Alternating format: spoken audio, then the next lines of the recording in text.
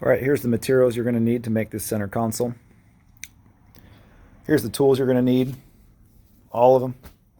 And don't just move all of them out to the truck to start with. Make sure you're doing them in little onesie twosie trips. That way this takes all day, even though it should take about an hour. All right, let's get started.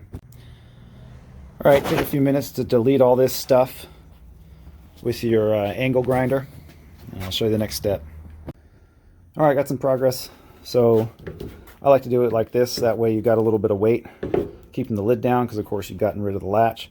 And then what we'll do is wrap this in padding, and then we'll wrap this in the remainder of that seat bottom. And give me a few minutes, I'll show you some progress. At this point, you should feel free to move over to a cleaner area. You know, you don't want to be doing the wrapping on top of all the metal swarves you created over here. And you know, just so you guys aren't worried, you're not going to become bi-curious doing this work. You're using a staple gun, giant scissors. So, you know, there's no seamstress action here. This is all very man stuff. You know, and then you can just hide this quilting fabric you found at Walmart. Just hide it in the garage. No one's going to know. You're going to have a nice place to rest your arm here. All right, let's keep going. All right, this is the end result here. Put a little kitchen junk drawer liner down there.